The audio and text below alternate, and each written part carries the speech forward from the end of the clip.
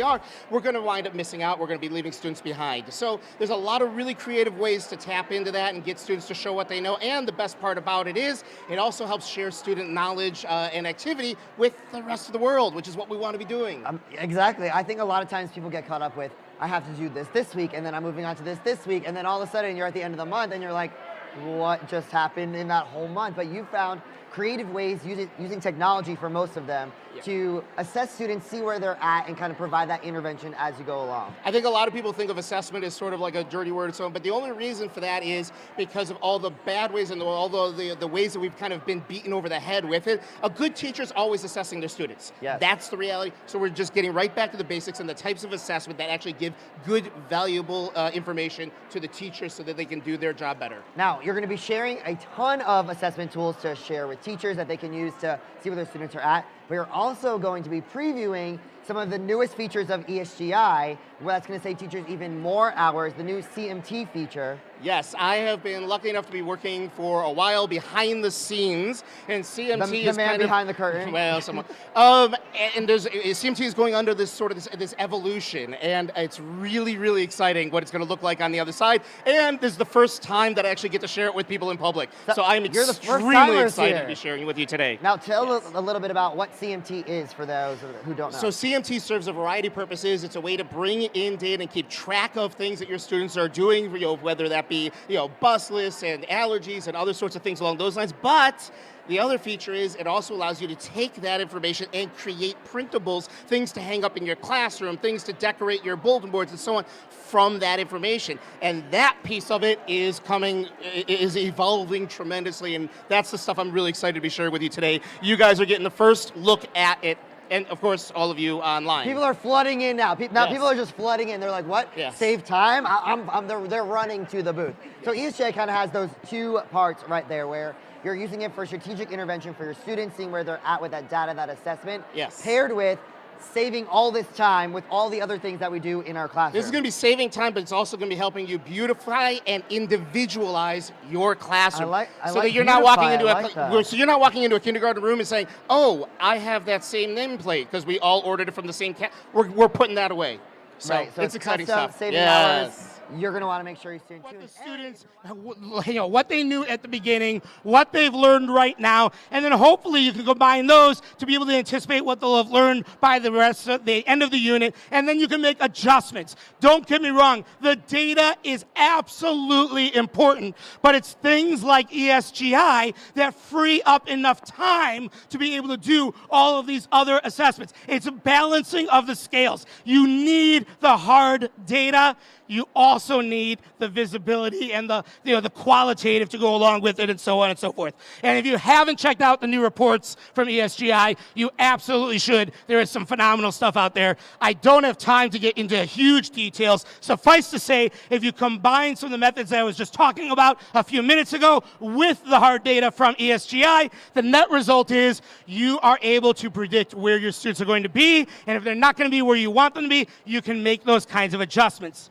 Now, so long as I have the crystal ball out, I'm also going to project forward into the future. I don't know if you knew this, but I can actually see the future of many of you here in the audience. Many of you in just a few months are going to be spending an inordinate amount of time writing kids' names again and again and again and again. You're going to be writing them on job charts, on pocket charts, on cubby labels, on lockers, on nameplates, and so, am I right?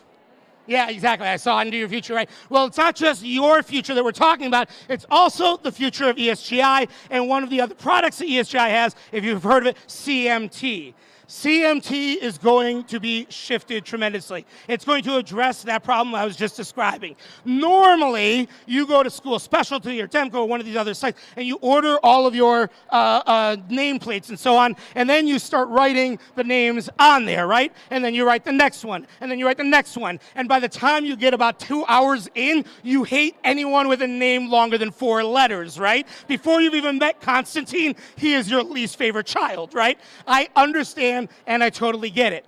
Now here's the used car salesman line. What if there was another way, a better way, right? This is what we're trying to address with CMT. So in this instance, you're going to take that class list and you're going to upload it or enter it just one time. One time. That's it. And then you're going to go through the gallery and you're going to select what templates you want. Whether you want writing worksheets, or whether you want a nameplate, or whether you want a job chart, or whether you want a cubby label. Whatever you may need, you choose the template, and then it combines them, and you just click print. You want it in color? Do it in color. You want it in black and white? Do it in black. That's what it is. Now, here's the beautiful thing about it, though, is you're never going to walk into another kindergarten room and say, wow, I have the same nameplates, because you're going to be able to customize them, right? If these are your nameplates, but most of you, or at least when I was teaching, I would put them on the desk, I would tape them on, and if you were to come into my classroom again in May,